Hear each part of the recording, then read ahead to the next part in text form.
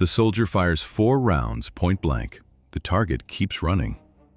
By 1945, heavy calibers became the bunker clearing standard.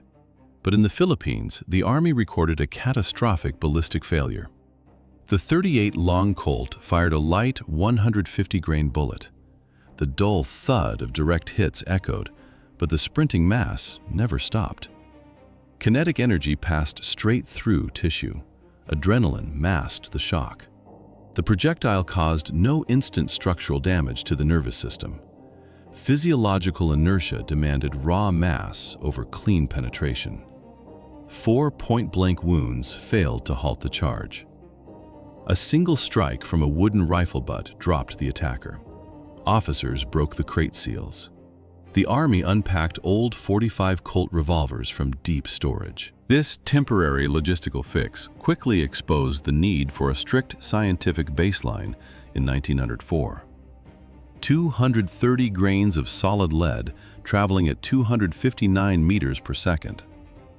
To determine those exact ballistic parameters, Colonel John Thompson and Major Louis Lagarde established a formal testing ground inside the Nelson Morris stockyards in Chicago. The methodology was strict. Engineers fired 10 different calibers into live cattle and human cadavers suspended from heavy steel hooks. Medical officers recorded the kinetic transfer and tissue displacement following every single ballistic impact. The empirical data proved that lighter projectiles penetrated deep tissue without transferring sufficient stopping energy to the target. Their medical board concluded that a bullet mass of almost 15 grams was the minimum required to halt forward momentum. John Moses Browning received these exact parameters and engineered a new cartridge solely around the lethality data. Browning then designed a heavy, semi-automatic platform to reliably cycle the recoil of that wide projectile. During the final selection trials, the competing Savage design suffered 37 severe stoppages due to excessive chamber pressure and poor extraction. This demanding endurance test defined a mean time between failures that no contemporary European manufacturer could replicate. 6,000 consecutive shots fired without a single mechanical failure. The United States War Department officially adopted the pistol on March 29, 1911. While American engineers scaled up bullet mass, the German military focused on aesthetics over combat utility. Designers engineered the sidearm of a German officer to project status, leaving its actual fighting capability as a secondary concern. The Luger P-08 defined this specific philosophy during the First World War. Its toggle lock action required watchmaker precision to cycle correctly. Over 40 individually machined steel components moved inside the compact receiver. This tight mechanical tolerance made the pistol highly sensitive to common trench mud and frontline debris. By the start of the Second World War, the Walther P-38 became the standard service sidearm for frontline infantry. However, the German officer corps and the Gestapo preferred much smaller options. They carried the Walther PP and its compact variant, the PPK, chambered in .32 ACP. These pistols weighed around 600 grams unloaded. Double-action mechanisms and short barrels allowed them to slide easily inside a tailored dress uniform jacket. The fabric lines remained undisturbed. The weapon stayed hidden in a leather holster until drawn. German procurement boards viewed the handgun strictly as an administrative tool. Officers directed heavy artillery and infantry battalions from rear command posts. They did not clear trenches. A sidearm existed merely for immediate self-defense, executing disciplinary orders, or finishing off wounded combatants. It needed to be light, safe to carry, and easy to conceal. German tacticians operated on a rigid assumption. If an officer had to stop a charging attacker with one heavy bullet, the defensive line had already collapsed. The tactical calculation was wrong. The administrative paradigm collapsed on October 8, 1918, when combat distances shrank to a few critical meters. Lieutenant Paul Vollmer emptied the entire 8-round magazine of his 9mm Luger at an advancing American soldier. The precise mechanism of German engineering pride failed under pressure. The heavy and utilitarian M1911 decided the final engagement.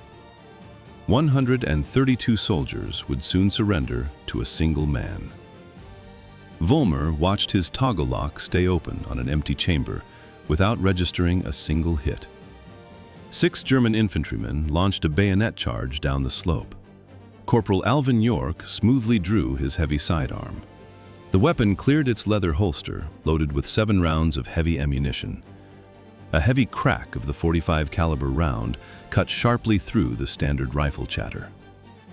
York methodically engaged the moving targets as they closed the distance. The heavy recoil pushed the barrel upward, but the operator brought it back online instantly.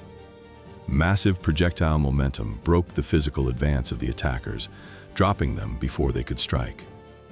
The remaining German unit watched the heavy bullets stop a coordinated squad-level charge. Close-range firepower shattered the psychology of the defending line. The American corporal accepted the capitulation of the superior force. The capitulation of the German line began with a tactical miscalculation. Lieutenant Paul Vollmer ordered a bayonet charge because he counted on the slow manual reload of American rifles. He expected a mechanical pause. Instead, hunting tactics from the Tennessee hills transferred directly into the mud of the Argonne Forest. October 1918. Corporal Alvin York and 16 soldiers of the 328th Infantry Regiment flanked the German position. Machine guns opened fire, and several Americans fell. York took cover. He engaged the gun crews with his rifle. Vollmer saw the isolated shooter. He sent between 6 and 10 men running downhill with fixed bayonets. Distance closed fast. York had no time to work a bolt. Under 20 meters, the self-loading rate of fire exceeded the mechanical capacity of any infantry rifle. He drew the heavy pistol. The 7-round magazine and severe recoil demanded strict physical control under combat stress. York applied a rural hunting method. He targeted the last man in the charging line first. The men in front did not see their squad mates drop. They kept running without taking cover. York fired back to front. The heavy slide cycled. Recoil pushed his hand, but his tight grip brought the sights back into alignment. 7 trigger pulls resulted in 7 hits. All attackers went down. The pistol design matched the requirement to eliminate multiple moving targets in a time deficit. The heavy lead projectile did not demand a follow-up shot. Vollmer emptied his Luger at York in response. The rounds missed. Post-war German military reports refused to acknowledge the combat effectiveness of a single shooter armed with a pistol. Official denial in military reports did not alter ballistic physics between the 2 world wars. 4.7 grams against almost 15 grams of lead. The .32 caliber cartridge fired a 70 to 73 grain projectile. Muzzle velocity peaked between 274 and 304 meters per second. The visual contrast was stark. One was a small metal cone, the other was a thick, blunt cylinder. A loaded Mauser HSC magazine barely tugged at an officer's uniform pocket. Meanwhile, a fully loaded M1911 dragged heavily on a standard canvas belt. German commanders also carried captured Belgian Browning M1922 pistols. These compact sidearms prioritized concealment over kinetic shock. 14.9 grams against 4.7 grams created a strict physical deficit. Snap shooting accuracy could not compensate for this missing mass. A light projectile punctures tissue. It requires time for blood loss. Stopping a charging threat demands immediate energy transfer. The difference in projectile mass dictated close-quarters survival. The weight gap stood at almost 3 to 1. This threefold mass deficit became critical when World War II engagement distances collapsed to the length of a concrete corridor. Why did German procurement strategy fail underground? It relied on the assumption that officers would manage battles remotely. Bureaucratic purchasing boards optimized their sidearms for formal status and rear echelon convenience. But the reality of the Western Front ignored these administrative calculations. Small assault teams regularly breached forward positions in total darkness. During these night raids, officers found themselves trapped in tunnels and collapsed command posts. When an American soldier breached a bunker entrance at 3 o'clock in the morning, the situation demanded immediate stopping power. The German officer drew a Walther PPK chambered in .32 ACP, a weapon originally introduced in 1931 for civilian police forces. The compact German pistol was a perfect tool for arresting unarmed subjects in occupied Paris, but it proved useless for surviving a midnight trench raid. In the confined spaces of a concrete dugout, the heavy .45 ACP cartridge delivered more than just kinetic energy. The severe overpressure and loud muzzle blast from the American weapon generated an additional suppressive effect against the defenders inside the room. The tactical environment stripped away the prestige associated with elegant European firearm designs. A lightweight projectile moving at moderate speeds could not instantly halt a determined opponent. German officers carried an administrative symbol into an environment that required blunt mechanical force. The difference between the two calibers transitioned from a technical metric into a literal matter of survival. While German officers relied on captured Browning pistols, American industry scaled heavy caliber production. A facility known for stitching fabric assembled weapons capable of stopping an attack with one shot. The Singer sewing machine factory recalibrated its assembly lines for ordnance. The crude geometry of the M1911 perfectly suited decentralized manufacturing. Loose dimensional tolerances allowed non-specialized plants to bypass strict gunsmithing requirements. Ithaca joined the network. Union Switch and Signal followed. Remington Rand converted their typewriter facilities to output standardized slide components. The engineering model exchanged elegant mechanical complexity for raw output volume. Workers aligned forged combat pistol frames directly next to machinery built for domestic appliances. This decentralized supply chain secured continuous frontline deployment.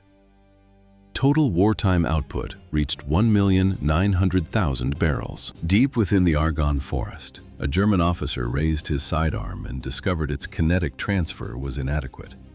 The mass deployment of American ordnance forced the German command to confront their own procurement choices. German engineering optimized pistols for a strict hierarchy where officers managed the industrial scale of war. Their structural doctrine simply did not account for the individual tactical autonomy required during sudden trench encounters. A European sidearm represented a tool for projecting status, requiring compact dimensions rather than raw stopping power. American ordnance development operated on empirical data gathered from asymmetrical colonial conflicts. During combat deployments in the Philippines, field reports documented adversaries absorbing 6 consecutive hits from a .38 caliber round. The resulting technical specification demanded the heavy .45 ACP cartridge to guarantee immediate target incapacitation. These conflicting paradigms violently intersected across the European theater, exposing a severe conceptual gap in weapon design. The encounter demonstrated that the fundamental difference lay in the baseline assumptions regarding close quarters lethality. American logistics planned for the chaos of extreme proximity. The answer rested in the chamber. The precise toggle mechanism of the Luger eventually became a decorative souvenir, while modified M1911 frames deployed on active missions well into the 21st century. 74 years of continuous official service transformed John Browning's design into one of the longest-serving sidearms in military history. This massive block of ordnance survived both world wars and remained operational for decades beyond its original mandate. The heavy mechanical click of a custom safety lever on a modern operator's pistol echoes directly back to 1904. The Thomson-Lagarde board evaluated ballistic data and calculated the exact kinetic threshold required for immediate target neutralization. Their empirical research demanded a specific combination of mass and velocity. The original paper reports lay the foundation for the exact hardware carried by Marine Special Operations Command units in Iraq. Decades after the conventional Army completed its official logistical shift to 9mm, these elite units maintained the larger caliber. The transition failed to invalidate the fundamental physics established by early colonial combat tests. The American procurement doctrine relied entirely on raw physical data rather than aesthetic engineering. The resulting sidearm delivered massive energy transfer upon impact. The 74-year service record provides definitive technical validation for the heavy recoil spring and the 7-round magazine structure. The official shift to 9mm ammunition never forced special operations elements to abandon the uncompromising ballistic conclusions finalized in 1904.